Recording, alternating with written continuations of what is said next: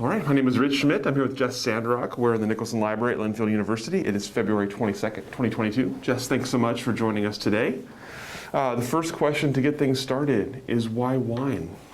Why wine? Well, I feel like I sort of fell into wine. I had a general interest in horticulture and plants, and it was that interest that took me to OSU, where I started studying horticulture. And in the horticulture department at that time, students could get interested in all sorts of things. I found interest in food crops, and then started narrowing it down more to berry crops, and then that turned into getting interested into grapes. And so I kind of found this path at OSU, was able to take some classes at OSU, but I did a year study abroad in Australia that allowed me to go to a university that had a wine program at the time, and really start to learn more specifically about growing grapes and making wine and tasting wine.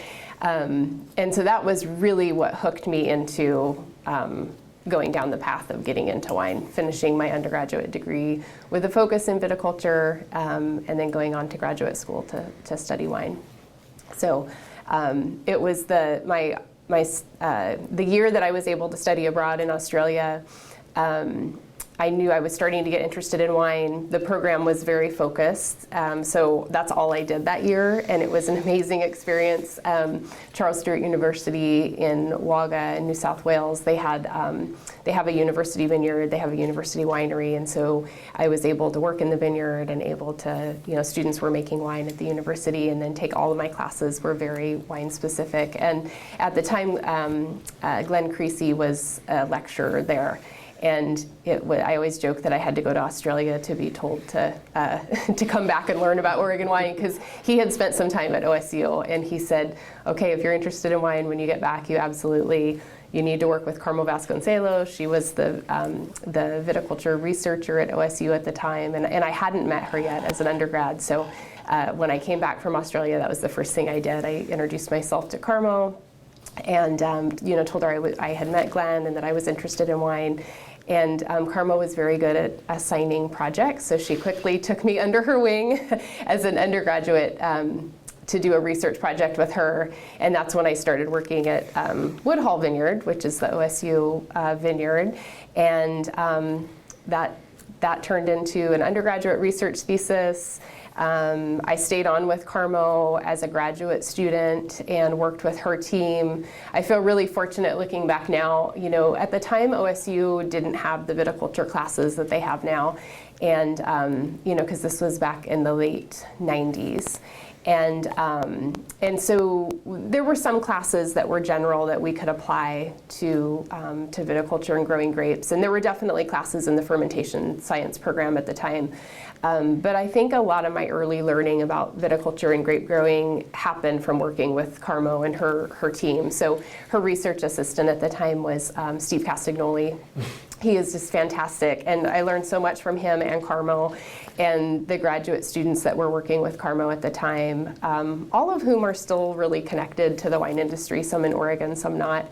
But we really learned just from working at Woodhall, working on the research projects that she had going, and then that continued as a graduate student. So I was able to take on a pretty large project as a graduate student, as all of Carmo's students did. It's funny what I know now about research. I look back and I realize that Carmo was very ambitious in her research projects. They were very complex, and they were very hard and difficult to set up, and the statistics were really tricky. But we did some really fun, applicable stuff. And at the time, it was looking at cultural practices done in the vineyard, whether it's irrigation or in-row, between-row management, and how that impacted fruit quality.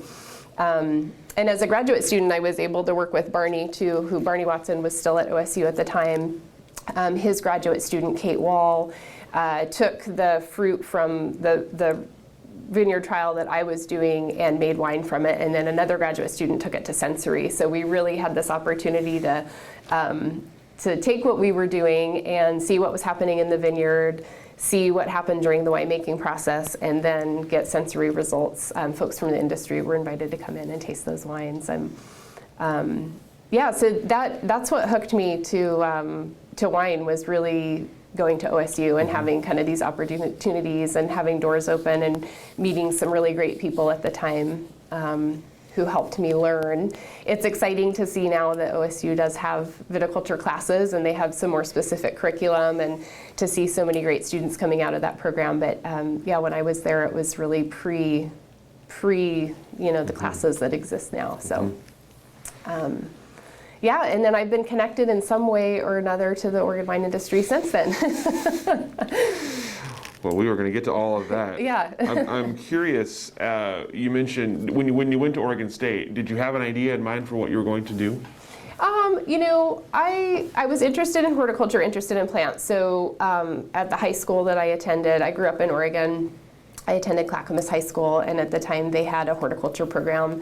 And so in high school, I got interested in plants, and I did the FFA program, and got kind of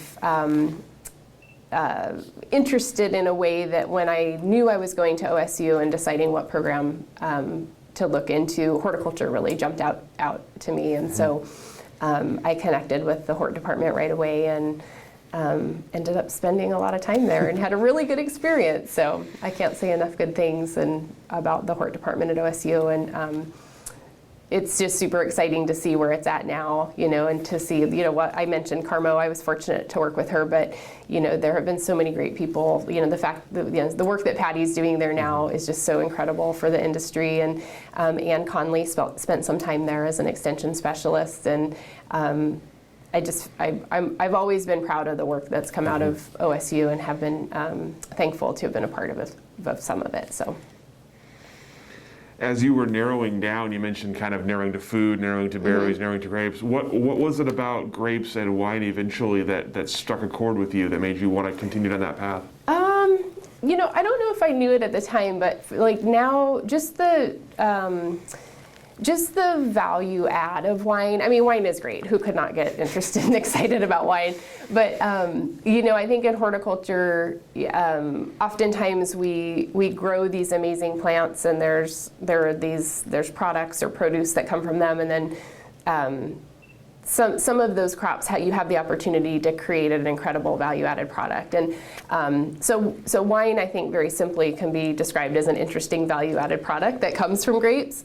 But it was really getting intrigued by the chemistry and the science that goes into winemaking, and looking at fruit composition and what's in a berry, and how you start the winemaking process, and how yeast and bacteria convert that to something that tastes and smells, completely different later in its life. That whole process totally intrigued me. And so I think that's why I do feel kind of like a generalist with wine. I appreciate everything that's happening in the vineyard and growing the fruit, but I really appreciate the winemaking process and just all the crazy chemistry that happens then. And then seeing the finished product in a bottle of wine, and how that kind of impacts people and their experience with it. So I really feel like that is different than any other berry or fruit crop. I guess some people can argue, we get that with cider, and we get that with these other things, but there's just something intriguing there that caught my attention, and I've always wanted to stay connected to. You talked about kind of the formative experience in Australia. Tell me about that from your perspective. At that point, you're kind of just thrown all the way into wine, fully in. So for some people, that it could be a bit of a turnoff if you're not excited about the process. So tell me about that process for you, and what it was like learning wine in that way in that place. Yeah, it was awesome. It was absolutely.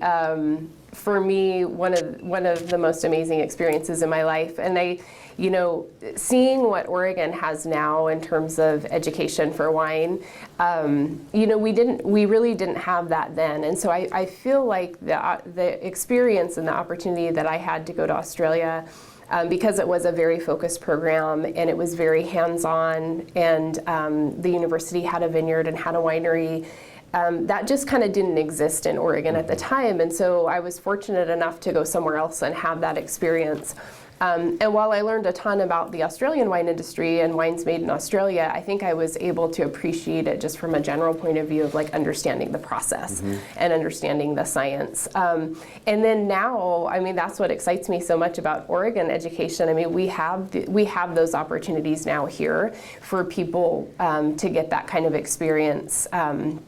You know, Chemeketa has a vineyard and winery where students can go and see the full, you know, starting in the vineyard to finished wine kind of experience. Linfield has a program. OSU, you know, has more classes now available. And so, yeah, at the time jumping kind of, I definitely felt out of my league. I mean, I was like, you know, I was a person who was kind of interested in, I knew plants and I knew horticulture, but like, you know, I was not a wine person at the time, and yeah, my classes were full of a lot of Australian students who knew a ton about wine, whether they were coming from families who had vineyards or wineries, or they were already working in the industry and they were just, you know, getting their bachelor's degree. But you know, connecting with them, like I made some good friends while I was there that I was able to visit wine regions in Australia with them. I was able to go visit their family vineyards. And a lot of them are, you know, amazing winemakers over there now, and it's kind of funny to think that I sat in a classroom with them a long time ago, feeling really out of my comfort zone.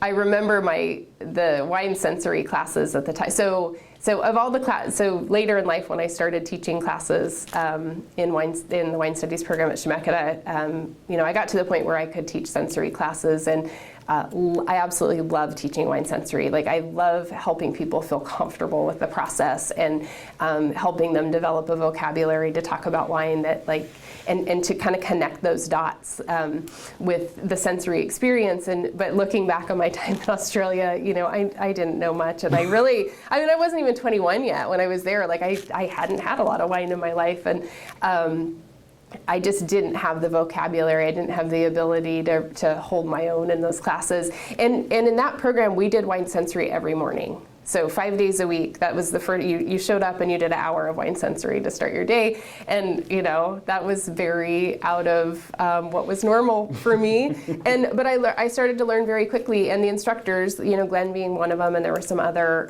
great instructors at the university. They were really hard on us, you know, made us do the exercises, made us learn the vocabulary. They didn't allow vocabulary outside of, you know, kind of what the protocol was. And so that helped me create structure to my wine tasting kind of experience and knowledge. And that's where I started from. So I do appreciate the process now. And have enjoyed kind of teaching that in my own way to other people later in life. So after you came back and you finished your undergraduate, worked your way into graduate, all the research you talked about earlier, what were you thinking at that point in terms of long term? Were you thinking you want to be a winemaker? Were you thinking you want to be a viticulturist? Did you have an idea? I wanted to do everything, and I'm pretty sure that's why I landed in education. So yeah, towards the end of my graduate work, I love to work, and I usually, if someone says, "Hey, do you want to do this?" I'm not one to say no.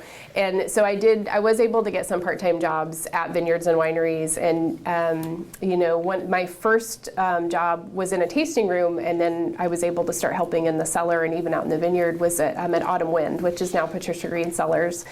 And Tom and Wendy, who were the owners of Autumn Wind at the time, they were so kind, you know, because here I was a student, I kind of knew a lot. I had worked at Woodhall Vineyard, had very little experience in the winery, but they just really took me in, and I think they appreciated my enthusiasm, and I was able to start kind of learning with them and working alongside Tom in the cellar a little bit. Drove my first tractor in their vineyard, and I think I scared the heck out of them. There's a steep slope there. I'm sure all the folks at Patricia Green know that now. Okay, so that was kind of a good opportunity to, you know, I was getting tasting room experience. They weren't making a lot of, I mean, it was kind of small compared to standards now in terms of how much wine they were making. I got a little bit of cellar experience, a little bit of vineyard experience. And then I also had an opportunity to work at Amity. Myron gave me a chance up there. You know, so I really felt like I was dabbling in these kind of part-time jobs. And I honestly liked everything. Like I really did. I felt like, well, I should be in the vineyard because that's where I started. Like that's, I was interested in horticulture and I was interested in plants. But I'll be real honest, the science of winemaking and the sense, like working in tasting rooms, I love talking to people about wine. Like when they would come in and taste wine, I loved it. I loved helping educate them. They would ask questions and I would be able to answer and share things. And so, I really wasn't sure what direction I was going, I'd say at that time. An opportunity came up at Chemeketa.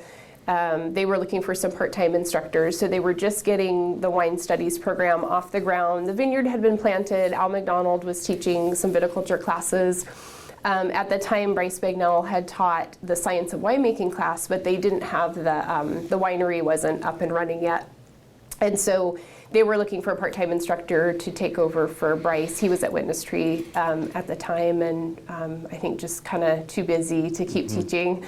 And so so I thought, well, I can do that. That would be really fun. Like I'd get to talk to people about wine, and science of winemaking. I'd get to talk about fruit quality in the vineyard and how you kind of translate that to the winemaking process. And surprisingly, I got that job. And Al McDonald, was very kind, took me under his wings, kind of showed me the rope. I don't think anyone really realizes what goes into teaching until you actually go, oh my gosh, I have to teach a class. And, Al was great, really helped me feel comfortable in kind of what was happening with the wine studies program at Chemeketa. And the students were, I think the students are still amazing, but at the time I was so amazed at how many people just wanted to learn about wine, and they wanted to take classes at Chemeketa, and they were coming from all different backgrounds. Some of them had already, purchased land, or some of them knew that they wanted to get jobs in the industry. But coming from, all different types of backgrounds. Some of them had science backgrounds and some of them didn't. So that's the challenge in the classroom is like, all right, we're going to talk about chemistry today. And some people are just like this, and other people, are chemical engineers. And, and so it was this group learning dynamic that was very challenging, very intimidating at the beginning. But then I just got totally hooked. I think for me, teaching became a little bit of it was an awesome challenge. I absolutely loved it. I won't lie, there were hard days where you felt like you didn't do anything right. But then there are days where you saw dots connected, and or you ran into students later that they said, oh, this happened, and you see light bulbs going on or off. And so very rewarding. And so anyway, I'd say, that added to my part-time mix. So I was, still doing a little bit of research. I was still doing some part-time jobs in the industry. And then now I was, in the classroom. And teaching was like my favorite thing I was doing at the time. But part-time is part-time, and I had some other things going on in my life. Actually, I was getting ready to move, and so I was leaving Oregon. So it wasn't until I came back to Oregon that I really had to go, all right, what am I going to do? Like not just a bunch of part-time little things anymore. And at that time, another great opportunity came up at OSU. That was when Ann Conley was she was the new viticulture extension specialist for the state, and she needed a research assistant. They had also created an on-farm research assistant. So it was like, she was the extension specialist, but they wanted to do more research trials in commercial vineyards. So at back when I was in graduate school, Woodhull Vineyard was it for a lot of the research trials were done there. Some were done at Lewis Brown Farm. We had started branching out, like one of my trials was down at Benton Lane, and one was in Knutson, at the Knutson Vineyard, and one was at Domaine Drouin, and we had kind of started then to start doing trials in commercial vineyards. That was important to the industry because they really wanted to make sure that results were reflective of commercial standards in terms of planting and what was happening. And so when we had moved to Florida for a little bit, and then when I came back, I was able to do this on-farm research position where At the time, the industry had a few things they wanted to test.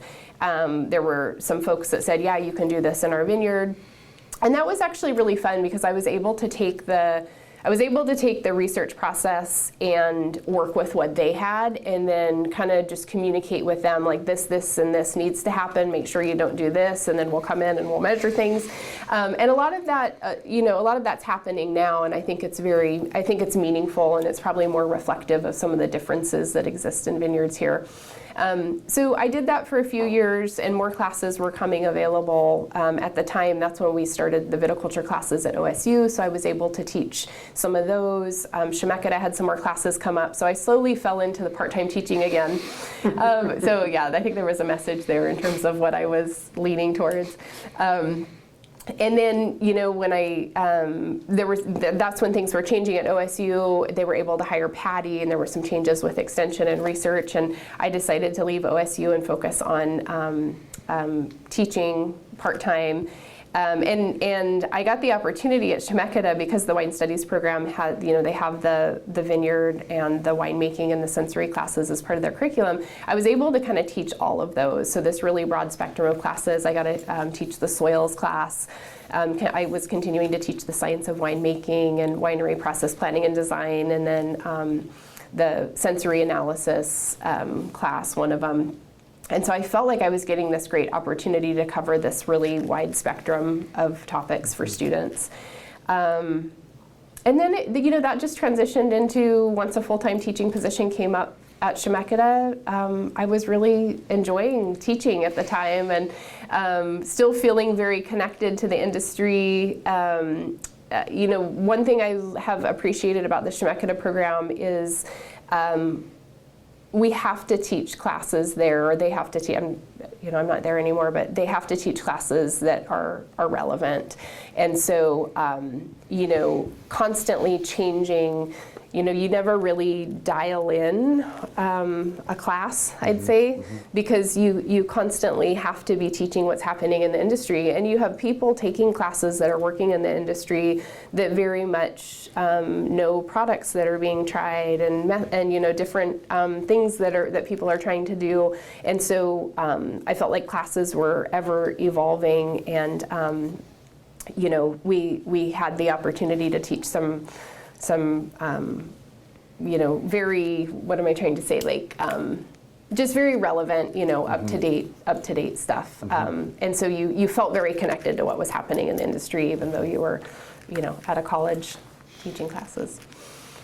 So how did you see the Chemeketa program evolving? Obviously, you were there kind of early on, and then you took a little gap and came back. How did you see it evolving, and what did you see in terms of both on the faculty side and on the student side in terms of their evolution? Yeah, I feel lucky that I've been able to see it for so long. So, like I mentioned, when I very first started, the first class I taught, at that time, Al McDonald was the main, I'm sure there were other people, but, he was the main industry person working with the college, advising them on, if you're going to start a wine studies program, for it to be relevant, we need to do this, this, and this. So Al was a faculty member at the time, but also, I would say the lead industry voice. They had an industry advisory panel, but Al was really working with the college to make it happen.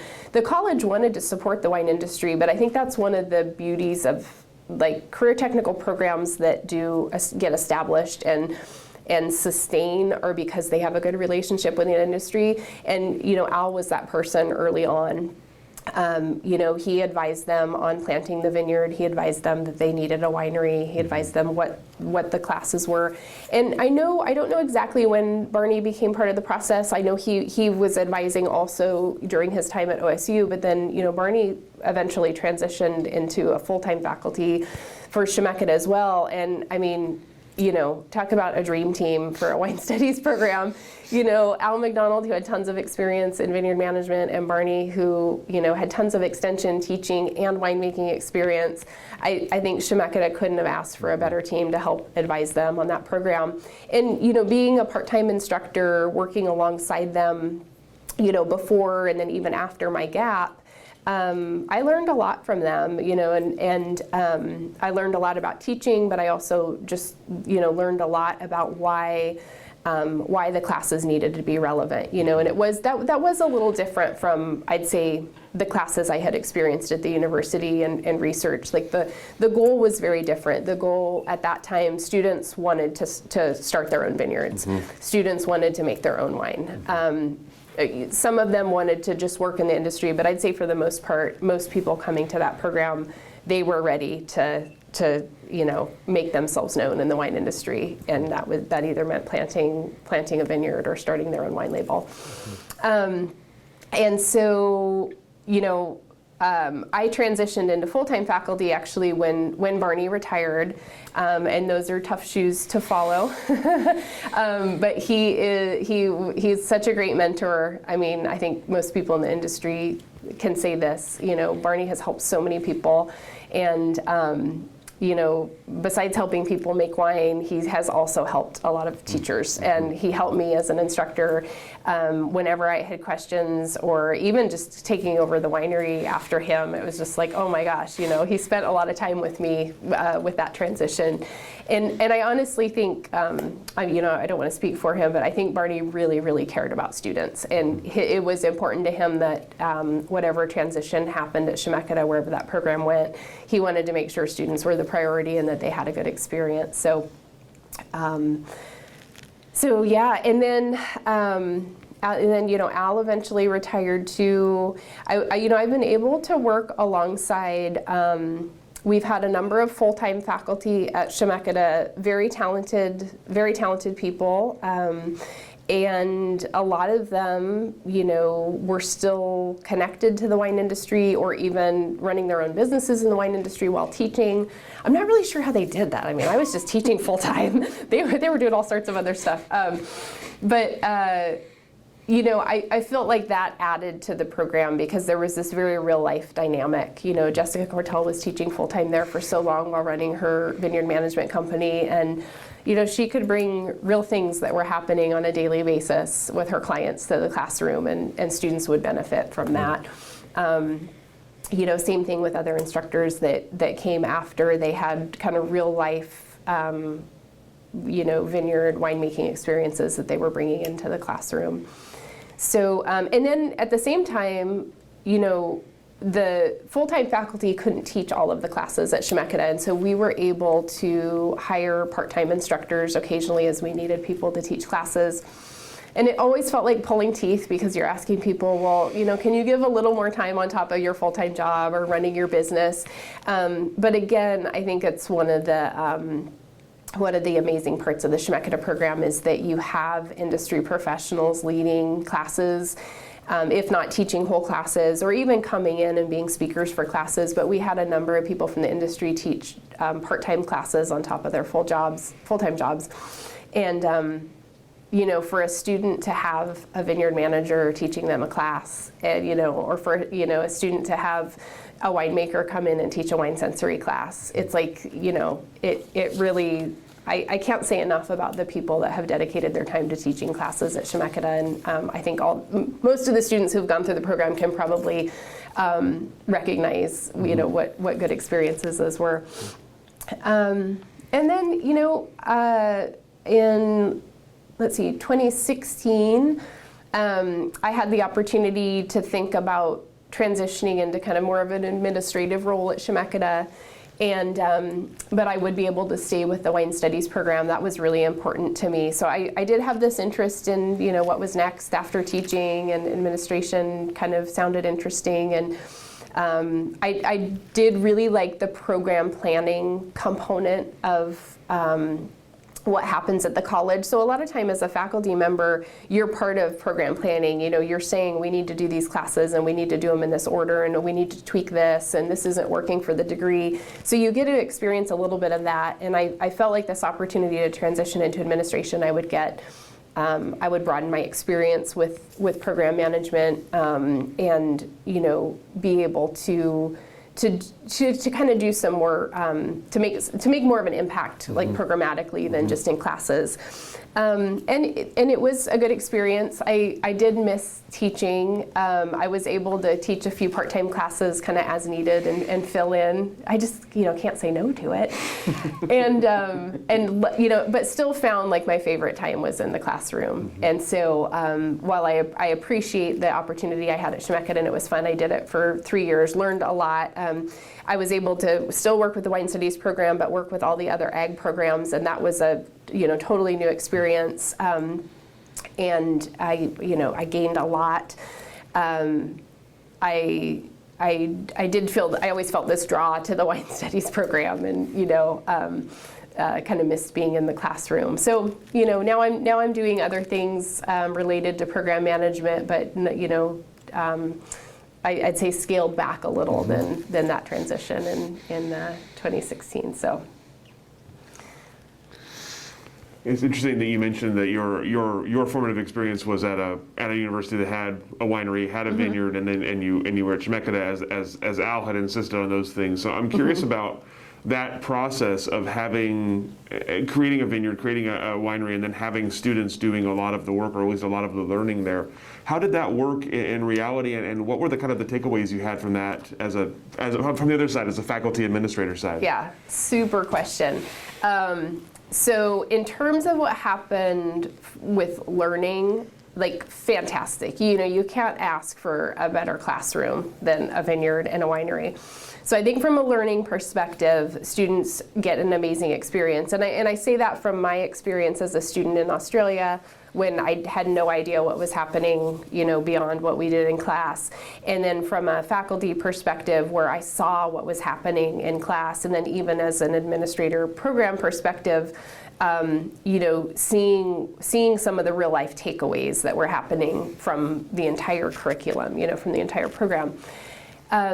There are definitely challenges, and as anyone can imagine, if you don't make learning the top priority of having those things, and you expect it to cover cost, or you expect it to actually run as a business, then you'll surely be disappointed.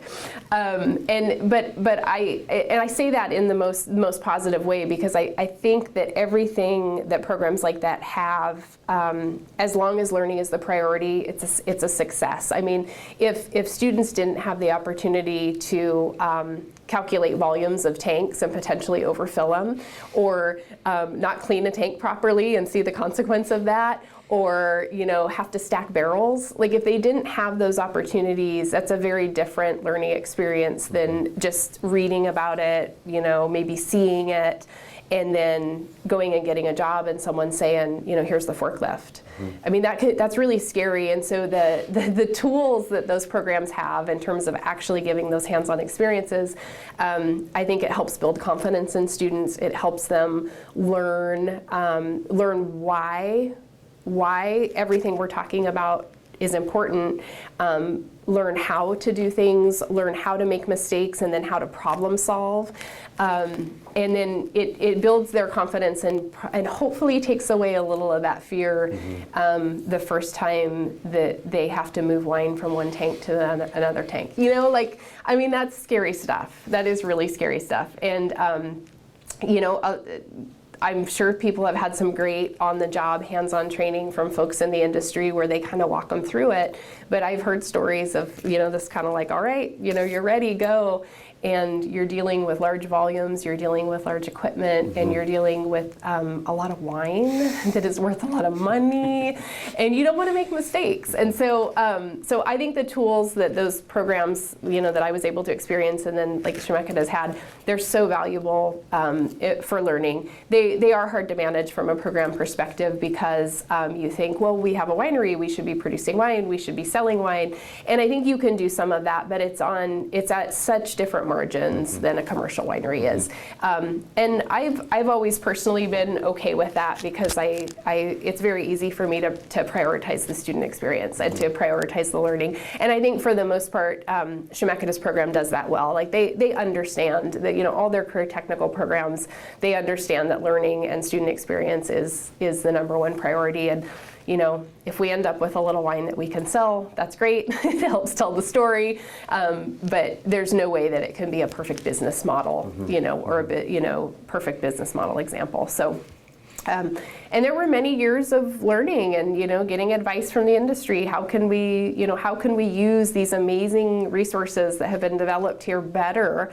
How can we, what else can we do? And I feel like my time at Chemeketa, we had an industry advisory board and others who couldn't even serve on the board, always giving recommendations and advice, and I don't think we ever felt, for a lack of direction at all. So, yeah, did that answer your question? Yeah. So I know now that Chemeketa has full-time viticulture, kind of head of viticulture, head and a head of winemaking. I'm curious about how those positions evolved and what you were looking for, what you and the school were looking for when you were filling those positions. What were the kind of the qualifications? What were the people who ended up getting hired? What did they bring to the school? Yeah, that's a great question, because I was able to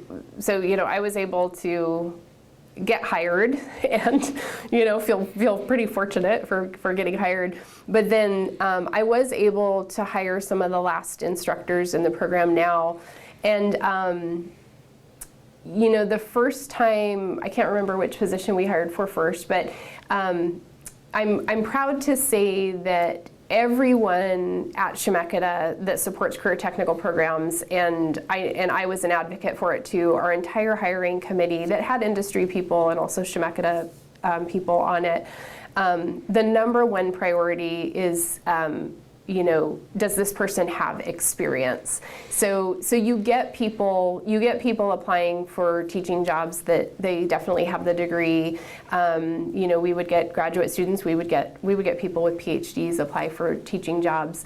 And I think in career technical, you want someone with credentials, and you want someone who maybe has teaching experience if you're lucky. But the number one most important thing is that they have experience doing the work. And so, when you look at the full-time faculty that has been at Chemeketa in the last, 10 years, again, Jessica Cortell, tons of work experience in the vineyard. Russell Moss, he was coming out of Domaine Serene's vineyards, and he had other vineyard experience, and he was a very hands-on teacher, brought very real life experiences to the classroom. Scott Dwyer had been making wine in Virginia. He came and immediately, really increased what was happening in the winery and increased the experiences that the students were having. And now, Brian Behringer and Johnny Brogy, who are there, they too both just brought this hands-on experience. And so I would say when you're looking for instructors to teach classes in career technical programs, experience comes before degrees, and even before formal teaching, but that usually is a very quick and steep learning curve in terms of you can talk about and share experiences, but then making that a classroom experience, group learning environment, where you're trying to meet kind of course learning objectives, that takes a little planning and a different way of thinking. So. No, I feel so fortunate, the people that I've been able to work with, some really, really amazing teachers, and even part-time instructors that come in. It's so hard, and some of them get hooked and really love it and want to keep doing it, and some of them are like, no, teaching's not for me. Like, I'll keep working with my crew out in the vineyard, but I have no interest in coming back to this classroom, and that's just fine. You never know until you try. No, I know. So as you look back at your time at Chemeketa, what are the kind of the proudest parts for you? What are the things that you look back on most fondly, or the accomplishments either you or the team had that you're proudest of? Let's see. I think I can say personally, I'm very proud of every class I ever taught. I'm not afraid to say it now. Like, I put my heart into every class, and while I know they were never perfect, and I know that I wasn't as good of an instructor in the beginning. I always cared about the end product. I always cared about the outcome, and so I'm very proud of every class I ever taught. I feel like I always I always met the learning objectives as best I could, and I felt like I was always available for students. So I'm very proud of the work that I did in the classroom, and thankful for the experience. Another thing I'm proud about, and this isn't personally, I think this is more general for what the program has prepared students for. I look out at the wine industry now and I see so many people who sat in our classrooms, and that makes me very proud. Not that, that's not personal pride. That is like the program was able to maybe not provide people with everything that they need, but there were resources there that were given and received that help people achieve where they're at now. And so I love looking out at the industry now and thinking, oh my gosh, I remember the first day of class when you came in, and and now you're making your own wine, or you have your own vineyard, or so I'm proud of that. I think that to me says that education's not the only pathway, but it is a pathway, and it has helped a lot of people. So I'm proud of that. And then I am very proud of, I think, carrying the torch for Al and Barney. I think they started a really great thing at Chemeketa. It's kind of amazing when you think about that Oregon has 3 great education programs now. when I was back in school, none of that existed. And so I really saw this evolution happening at Chemeketa, and I'm proud that the program continued to be relevant. I'm proud that, and I think I played a role in that. I'm proud that we were able to recruit and hire, such talented people. I'm proud that we're still using those original tools that were visioned early on as part of the learning. Again, there's, we could always do more with them, and there are probably always better ways to use them, but students can go there and get a real working experience in the winery or the vineyard. And so I'm proud that faculty are still doing that. We did make some program changes, our curriculum changes, kind of 2017 to 2019, that I think were important at the time.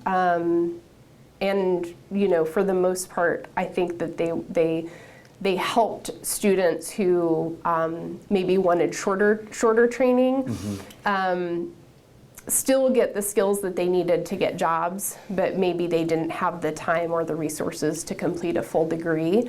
And that's always tricky, at any educational institution. It's like degrees are this complete thing that you can say, well, someone got a degree, but someone getting a job has just as much value as them getting a degree. And so we always were trying to balance that. In the wine studies program at Chemeketa, we if that's what a student wanted, then that was a success, whether they finished the complete program or not. And so actually, I'd say Russell Moss and Scott at the time were really instrumental in looking at the classes and going, let's put these together, or let's kind of rearrange things, and it kind of created some shorter term trainings as options for students.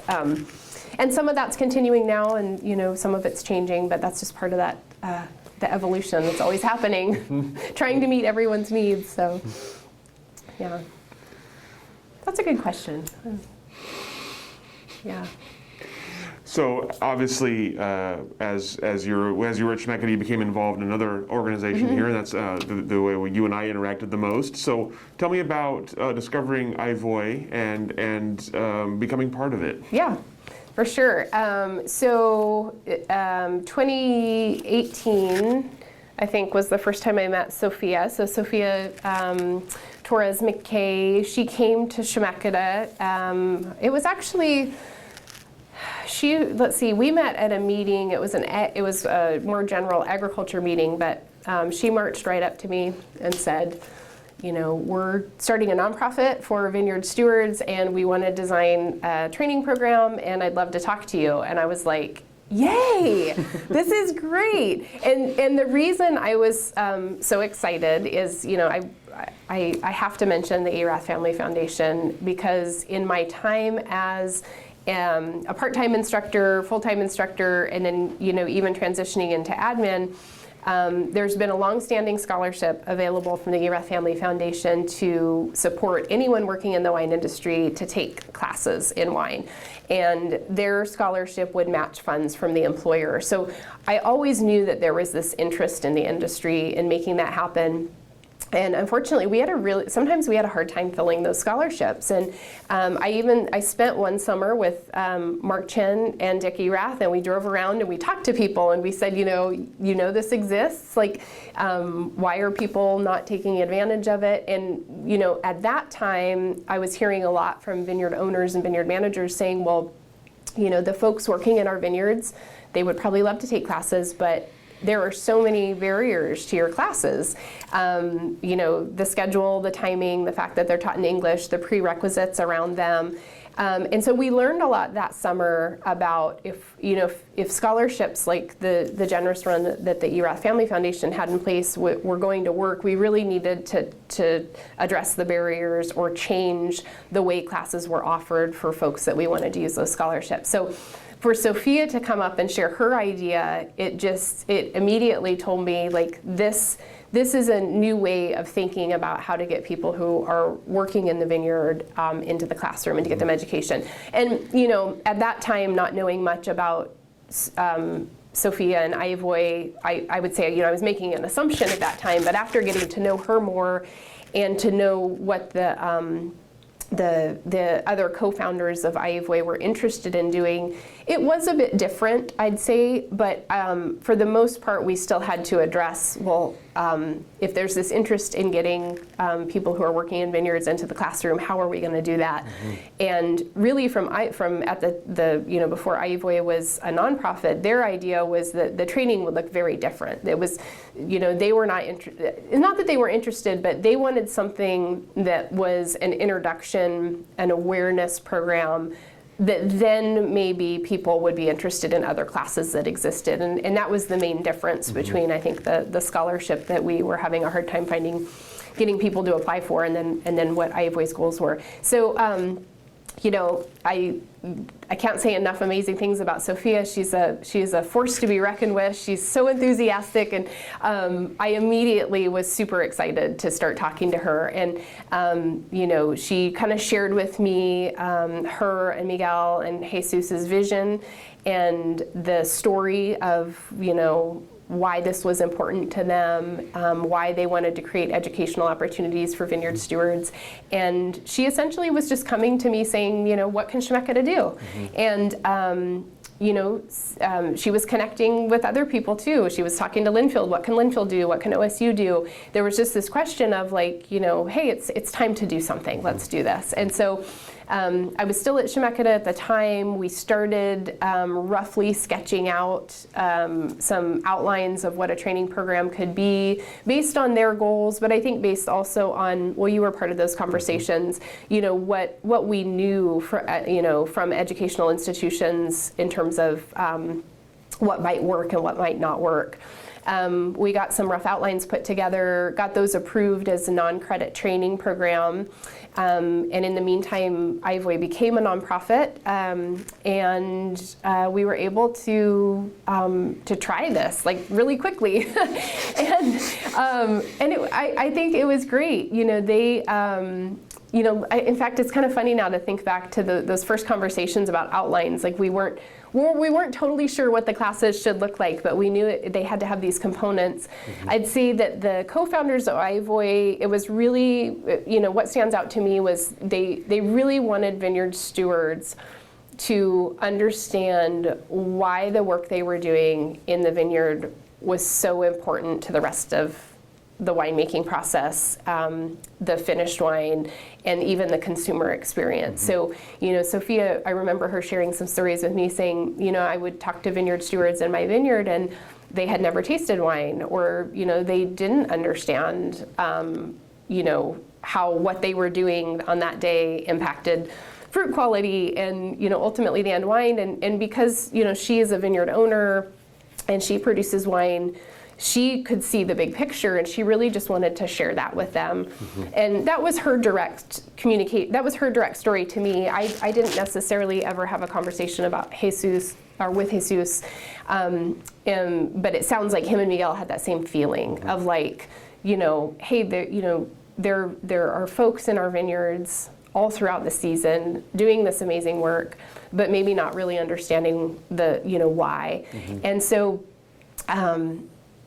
it was to sit down and think about, well, how do we create a class or a training for them that will help them understand the why of their job, but also help them maybe advance in their jobs, or help them, again, build confidence, because that's what education does, kind of going back to what I said earlier. Help them build the confidence that they're important and they're potential leaders in this industry, that they have a voice. And so developing those early outlines and getting it approved through Chemeketa as a non-credit training, figuring out how to make it work.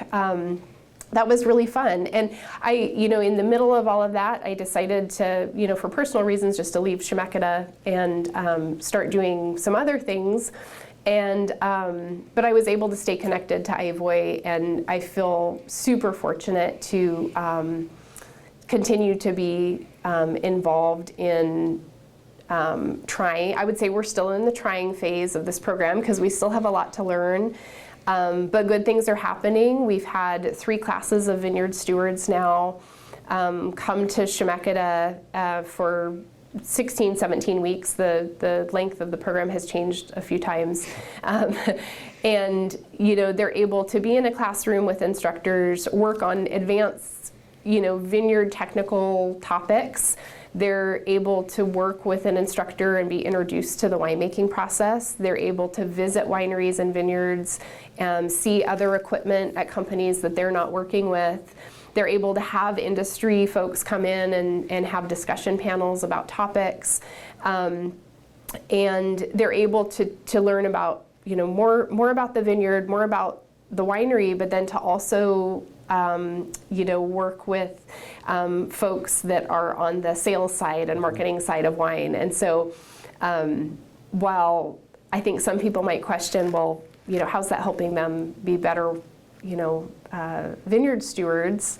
I'd say that it's an opportunity to maybe potentially open their eyes to, there may be other things in the industry that they can do, but also see, what I'm doing in the vineyard has an impact on this finished wine. So while I think developing a general kind of awareness program is kind of scary because you're not sure, like, is this going to be in depth enough?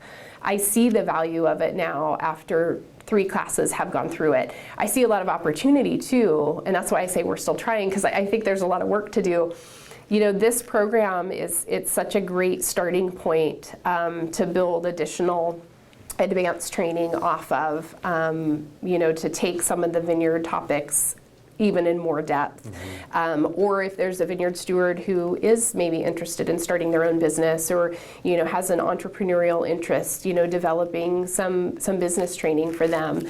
And so I think there's so much more to learn with the Ivoy program. So Ivoy as an organization is doing amazing work. I think the fact that they've been the motivational force between getting the wine industry professional training program started and happening for 3 years, it says a lot. I think they have the ability to really shape and shift this program into serving vineyard stewards in multiple ways, like in ways that it's not even serving them right now. And so it's been a complete pleasure to be part of it. And I'm excited to see, where's it going to go? Whoa, so much to do there. I wish that could be a full-time job. Well, I believe you were the first paid employee of Ivoy, Yes. so there is that at least. I know. Yeah, again, I can't say no to things, right? I think Sophia read that on me as soon as she met me. What were I have my own opinions on this. Obviously, a caveat is that I was, like you said, part of this process as well. From your opinion, what were the biggest challenges, obstacles toward the program, and how well has Ivoy sort of taken those on so far? And what does it look like right now? What does the program look like right now as you look ahead? Yeah, let's see. So the first part of your question, I think the biggest barrier that Ivoy immediately met was that as an organization, and people on the board representing the organization, they have a connection and a relationship to Vineyard Stewards that none of the educational institutions have had. And so that's absolutely critical. You have people like Sophia and Miguel going out and talking to Vineyard Stewards and encouraging them and saying, if we can get you in class one day a week, or you're willing to try, you can do it. And that encouragement and that connection, I think that the motivation that they offer and the examples that they set, I mean, they are leaders in the Oregon wine industry, and for them to go out and interact and talk to Vineyard Stewards and say, we're working on creating this opportunity, and we're confident you can be part of it. That was something that just wasn't happening with any of the educational institutions, and so we weren't seeing Vineyard Stewards taking classes. So that barrier was very important. I think Ivoy's willingness to work with employers initially and just say, we want to do this. We recognize, traditional class schedules and stuff don't always work for working Vineyard Stewards. How can we set up a schedule that works? And so doing kind of an intensive 1 day a week, 6 hours a week, that appeals to more employers in supporting their employee from being away from work than, I would say, taking a few night classes here and there, or an afternoon class here. So schedule, that was something that both the industry and Ivoy as an organization, and then even Chemeketa hosting the program, that was a very easy, okay, let's do what works, right? And Ivoy really initiated that conversation with employers. I think because Ivoy as an organization too really represents people that own vineyards and are running businesses in the industry, it's more industry motivated than, I would say, other programs, are maybe a little more college motivated, or not motivated, but we're making decisions based on our lens at the college or university. And as this program was being developed, we were making decisions based on the industry lens, and so that was really important. And then another major thing that was important to Ivoy as an organization was that they didn't want Vineyard Stewards to have to choose between a paycheck and going to class. And so, I'd say we're still figuring this out, because I don't know what the answer is. I don't know if anyone does, but figuring out a way to have Vineyard Stewards say, yes, I want to take a class, I'm willing to commit to this training, but I can't give up. My family can't be affected by it, or I can't be affected by it. My paycheck can't be affected by it.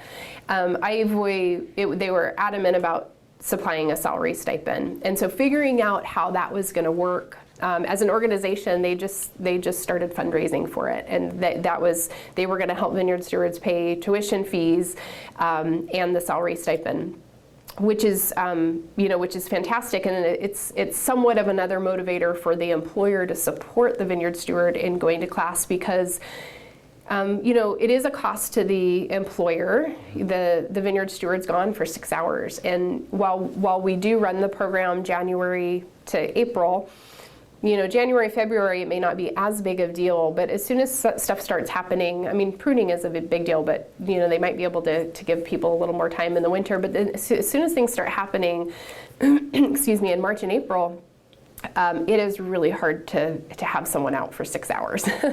And so if an employer was needing to fill in or to hire an extra person, we wanted to make sure that the employer didn't necessarily have to cover the salary of the employee who was in class. So we've tried different ways of doing this. Ivoy's committed to fundraising that for Vineyard Stewards. We've had the opportunity this last year to partner with other organizations who Willamette Workforce Partnership. They get grants to support on-the-job training. So they have grant dollars that can be used for salary stipends. So I'd say we're still figuring it out. Those programs, I feel so lucky to experiment with this partnership with to a Willamette Workforce Partnership because they have grant money this year that's helping pay some of the salary stipends. But process is very real, and so we do have to work out the kinks and in terms of like paperwork and requirements, and I think what I'm learning, from watching all of this unfold, there's a certain amount of there's a certain number of barriers that vineyard stewards are willing to try to overcome. And there are a certain number of barriers that employers are willing to try to overcome. And there are a certain number of barriers that educational institutions are trying to overcome to make it all happen. And I think everybody has their point of, is it worth it or is it not worth it? And I see a lot of energy and a lot of motivation in trying to make this work. Like, we want to get vineyard stewards educational opportunities. We want to get them in the classroom. We want to help develop them as leaders. They're future leaders in the Oregon wine industry. But we have to figure out how to do that and have it work for everyone. And so that's the part that we're still, I'd say still working out. There was another thing. Your question made me think of something else too, and then I started rambling. Sorry. It's a great answer. Let's see. Oh, okay. The other thing, and I think one of our biggest challenges right now, and I flip back and forth on. Sophia and I have talked a lot about this.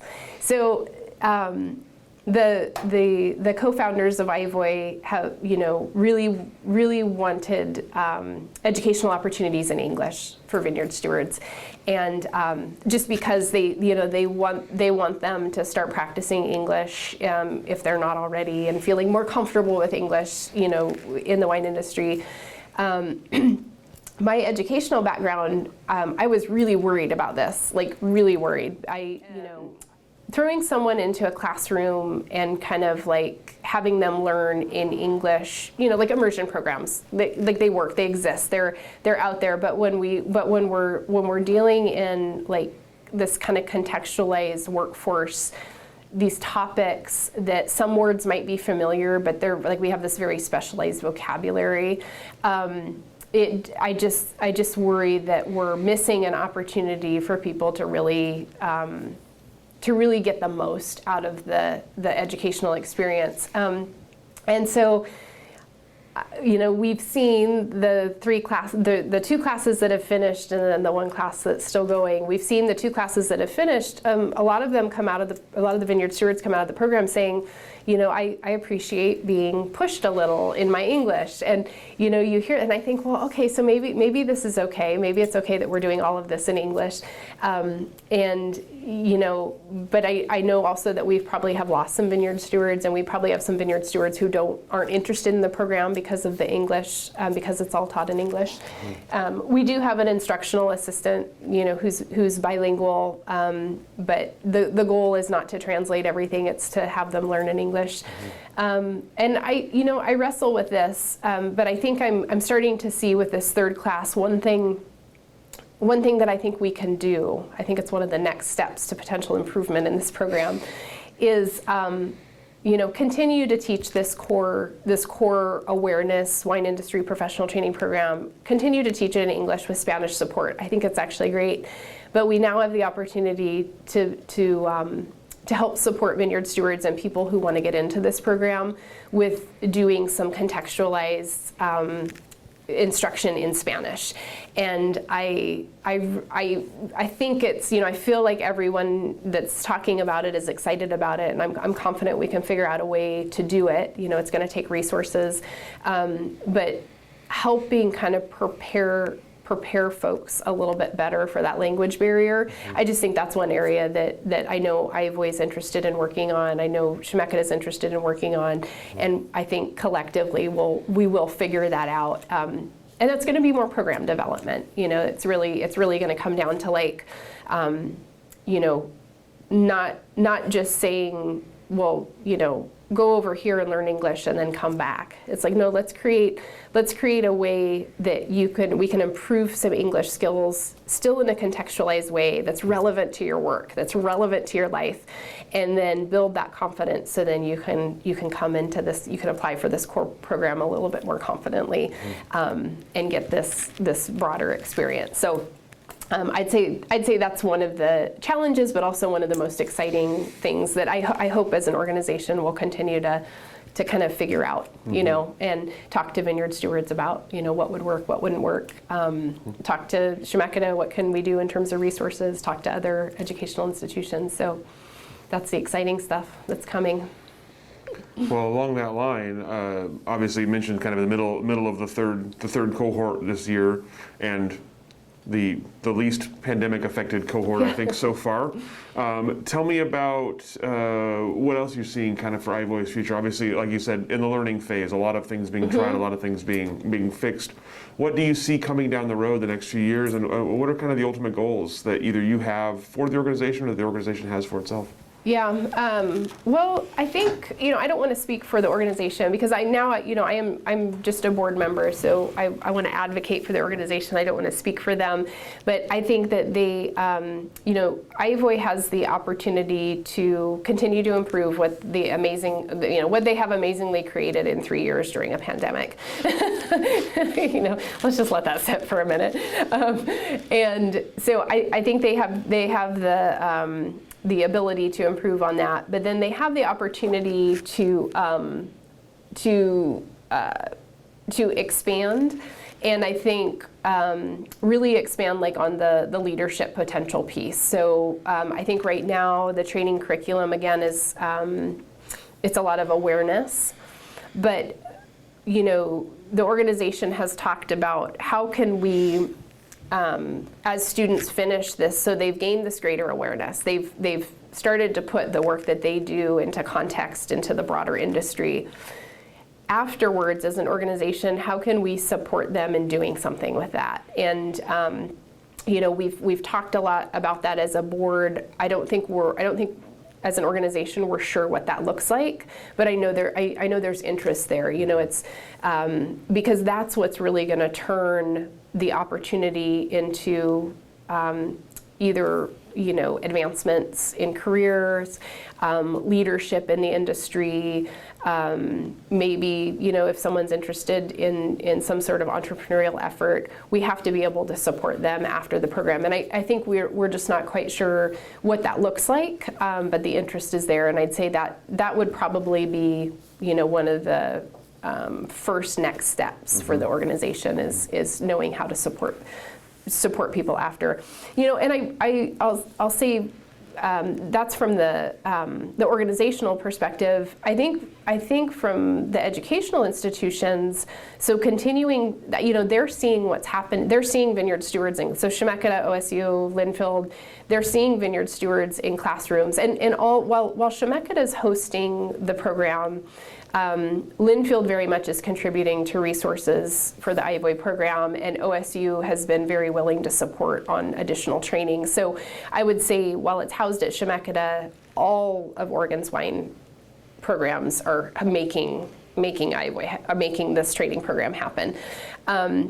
And the reason why I point that out now is I think that's part of that after the program support is identifying, so vineyard stewards who maybe are interested in getting a degree, making sure that they're connecting with the best fit. Which we have. We've had, one vineyard steward has said, I would like to get a degree from OSU. He's been working in Oregon vineyards for 8 years.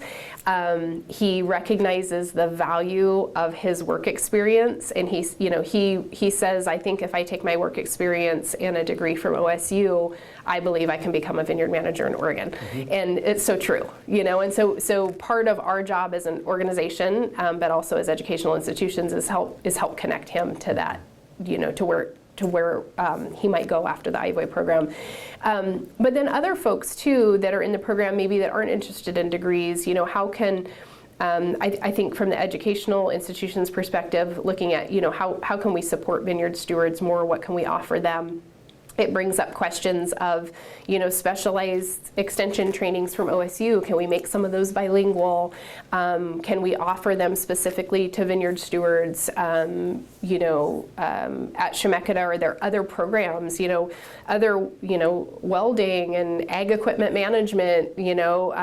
Business classes in Spanish. Like how can we help connect them to what they need? So I think it's that support afterwards will be. that's real. I think that's the work in the upcoming year for both Ivoy as an organization, and then work, Ivoy can work with its partners, educational institutions, but then also employers.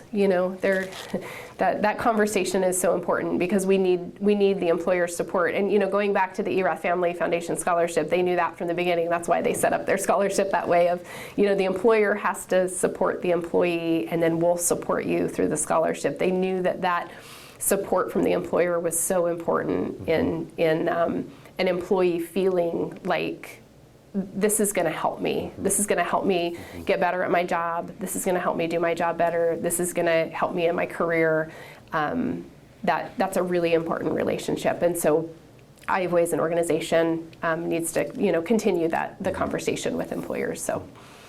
And that always seems easy to do in Oregon. I feel like people again, looking back on my time, as a student and as an instructor and in even all my little part-time roles in the industry, I am amazed at how collaborative this industry is and how willing people are to work on something that benefits everyone. So. Well, that leads me in nicely into my next question, as I was going to talk about your perspective on the industry. Obviously, you've seen it for a good amount of time, and also from a variety of angles. Tell me what the industry looks like now to you versus when you started in it. What are the biggest biggest changes, biggest differences, and what does the industry look like now in 2022? Yeah, I think the best way I can answer this is so early on. Again, I'd say I'm gonna answer it from my teaching lens and how students changed over time, because I think it has reflected how the industry has changed. Early on, the first students that I was working with when I was teaching part-time, and I'd say the students that Al and Barney were working with initially, they were very much people getting into the Oregon wine industry. So they were purchasing land or had already purchased land. They were planning on building wineries. They were starting their own businesses. I think in that 18-year span, a lot of the students now, we still get a small percentage of students coming to the Chemeketa program that maybe their family has a vineyard or their family has land, and we've had a number of students who have kind of taken over the family business. But we have, I'd say, a larger percentage of students that they want jobs in the wine industry. They know that they want to manage vineyards, or they want to be a winemaker, or they want to just get a cellar job so they can work their way up, or they want to get into wine sales and marketing. Chemeketa tried a wine business program for a few years, but I feel like now, other opportunities that exist for training either at a national level or, programs, classes at Linfield, or even, some at Chemeketa, people can kind of dabble in finding a pathway there. But I'd say it's a little bit reflective of how the industry has changed in that 18 years ago, there were still opportunities for people to come into the industry and buy land and kind of start their own thing and learn from their neighbors and take classes and, kind of figure it out and, join groups and, they learned how to plant and grow a vineyard. But I don't see that happening as much now. I think now people, obviously, land costs are very high. Land access is a huge barrier for all of agriculture, not just the wine industry. And so I think people who are transitioning into the wine industry, if they don't have land as a resource, they really see getting into the wine industry by getting a job is kind of their goal. And so skills-based training is still very important, but it's a different perspective than someone who was coming to Chemeketa to not only learn how to grow grapes, but like how to do their taxes, and how to, everything. Like they were trying to start a business, run a business, and plant a vineyard at the same time. So it's a little bit different. Now, I think there are more jobs available in the wine industry now, though. 20 years ago, I think you could get, there were a lot of little kind of part-time seasonal jobs, and while those still exist, I mean, we have our high times and low times in the wine industry in terms of seasons.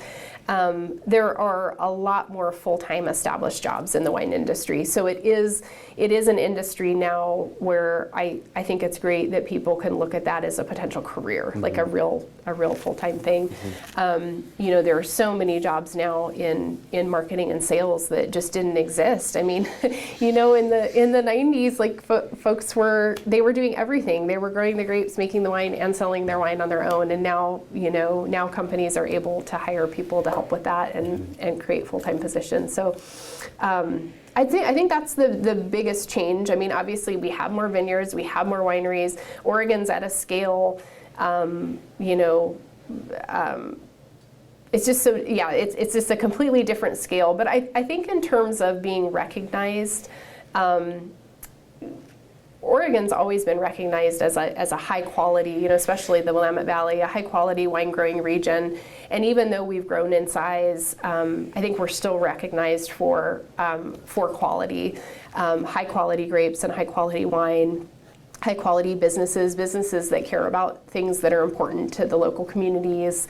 And so, I think in terms of there's something really consistent that hasn't changed, and I would say that's probably whether you want to call it, brand Oregon or the image of Oregon. I think that there's always been this consistent thread that is still there today, that Oregon produces really good wine. They care about the environment. They care about education. I think as an industry as a whole, there's been so many amazing things that have been done that high quality, doing things that benefit the environment and benefit our people has always been important.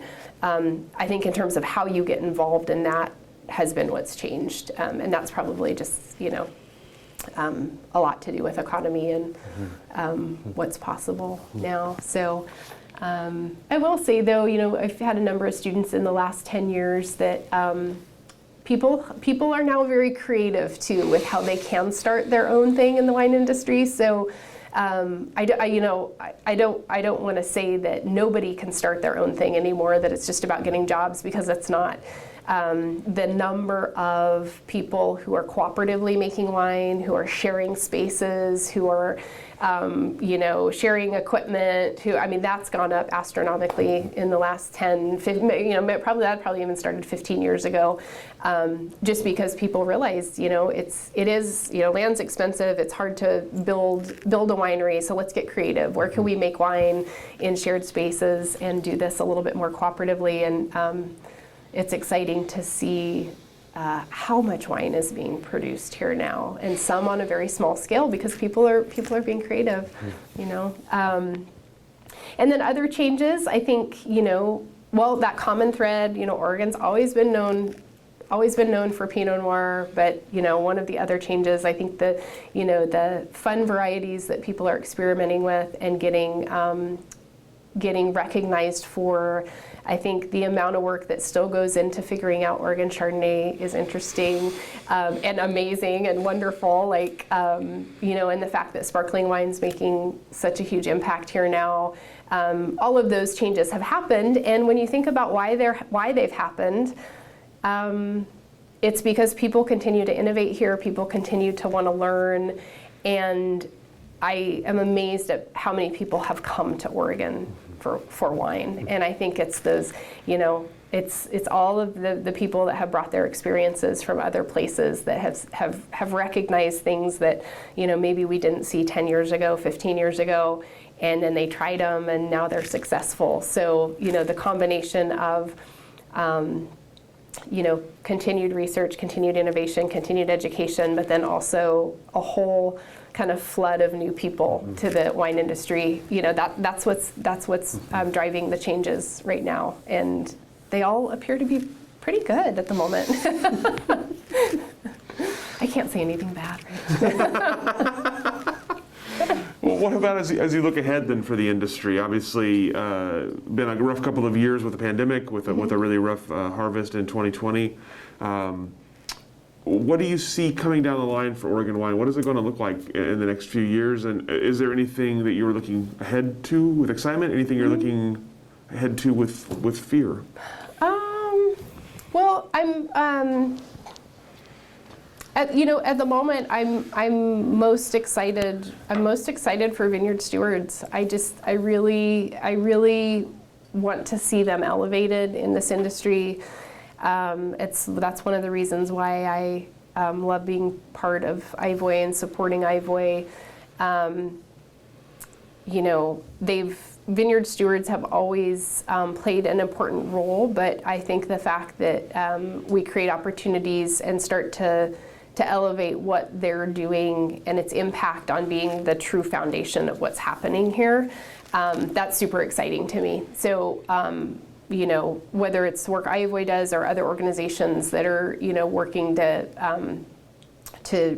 bring attention, to everyone in the industry, I think that's super exciting, and I'm really looking forward to that. In terms of, I don't feel like I'm an appropriate person to talk about the industry in terms of business, because I'm not a business owner, so I'll leave that one. But in terms of education, oops, I hit my mic. I think in terms of education, there continues to be a lot of opportunity. So like when I look back, I think, wow, students are so lucky now that they can come to Oregon and they have these great programs to choose from. They have community college programs to choose from. Linfield has a world-class program. OSU has this amazing research education program, and you can kind of pick and choose what you want to do. And I think I said it in the beginning, I try to always remind myself, education is not the only pathway, but it is a pathway. And the fact that we have that students have so many opportunities now to pursue a pathway that works for them, that's very exciting. And honestly, I think the one thing Ivoy's taught me in the last 2 years is we're not done developing. Like there are more educational pathways that don't exist here that will in the future. And so from an educational perspective, I think there's more that can be done. There are more ways to learn in traditional ways through programs. There are ways to, I think through all of the cooperative work that's happening in the wine industry, there's a lot of learning and education happening there. And then, opportunities for people to grow their businesses cooperatively. There's learning to happen there. So, I think there's more to come, and we have even better resources now than we did 20 years ago to make those things happen. So, the pandemic definitely took a toll on educational institutions. It's been hard for people to attend class. In a way, the pandemic taught us that a lot of classes can be taught virtually. Whether that's good or not, I think we really, really, as educators and as students, have to weigh value and convenience and really be honest about, am I getting the most out of this experience virtually? And for some programs, the answer might be yes, absolutely. That the convenience of doing this virtually, you're getting the same value, if not more. Then we need to keep doing it that way. I worry. I see this even in the work I'm doing now, just working on some projects as a project coordinator. A lot of times that convenience that the virtual world has come in because of the pandemic, we the convenience is nice. We have more time. We can do more. But are we connecting? Are we getting what we should be getting out of this? And I think with something like education, we have to be really honest about what we need to get out of it. And so I guess that would be something that it'll be interesting to watch. Again, I'm not at Chemeketa anymore, but how Chemeketa and Linfield and OSU manage that and encourage students to think about what classes does it make sense for you to do virtually. I know with the Ivoy program and Vineyard Stewards, even in 2020, when everything shut down, we just decided to pause. There was no way that we were taking what they were doing and even attempting to do it virtually, for multiple reasons. And I'm so glad that we did that. It did create this big pause in their program, and they had to come back later. And I will say, they came back to class with masks on and, distanced, and did all of these things to stay safe, just to be back in person, just to be back in a classroom. And and I know that students all over are going to have to start doing more of that. I know they have started this last year, but recognizing the importance of that in terms of hands-on learning, but also just connection and relationships, because we are talking about the wine industry here, and connection and relationships are very important. And I guess that's one thing that I hope we'll get all of wine education back in person. But maybe there is some stuff that is better left, virtual. I mean, we have been able to connect with programs in other places in the world just because of that. So I guess that's what we have after the pandemic in terms of educational opportunity, is some things we can say, wow, we can connect to people all over now, or we can tap into other programs, but we don't want to lose the value of connection and relationship and hands-on learning either. So. So you talked a little bit about the work you're doing now. So tell us a little bit about kind of your current work and what's in the future for you. Yeah, so when I left Chemeketa, that was month before the pandemic started. So I thought I was going to transition into other things, but I started working as an independent contractor. I had just finished my my project coordinator program up at Portland State University, and just started taking on little projects, and I really enjoy it. So I've done some grant writing. I've continued to help Ivoy kind of develop the wine industry professional training program.